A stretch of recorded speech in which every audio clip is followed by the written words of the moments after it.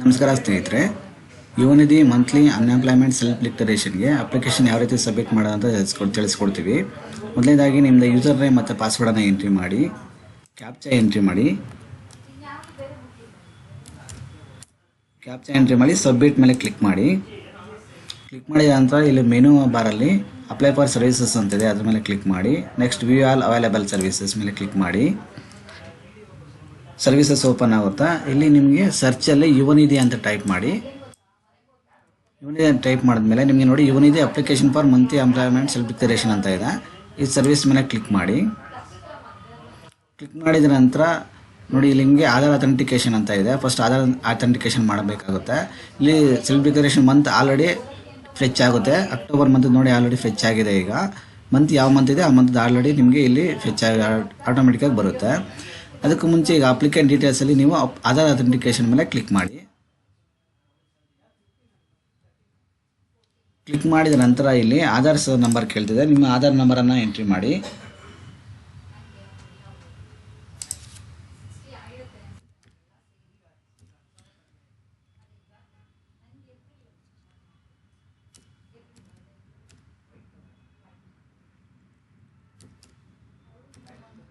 Aadhaar number entry ಮಾಡಿದ ನಂತರ check box ಮೇಲೆ ಕ್ಲಿಕ್ ಮಾಡಿ.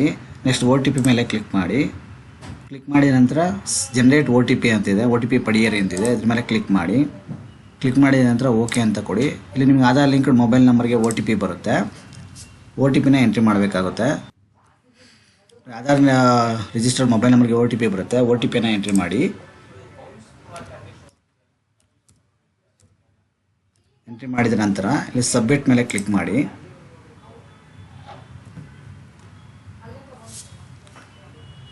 ಕ್ಲಿಕ್ ಮಾಡಿದ ನಂತರ ಇಲ್ಲಿ ಗೆಟ್ ಆಧಾರ್ ಡೀಟೇಲ್ಸ್ ಇದ್ದಿದೆಯಲ್ಲ ಅದ್ರ ಮೇಲೆ ಕ್ಲಿಕ್ ಮಾಡಿ.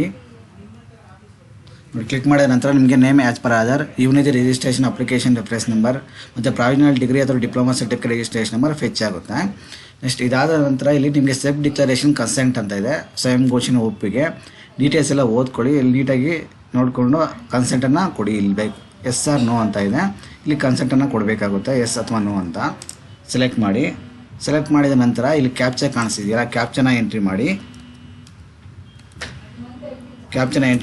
ಇಲ್ಲಿ ಸಬ್ಮಿಟ್ ಮೇಲೆ ಕ್ಲಿಕ್ ಮಾಡಿ.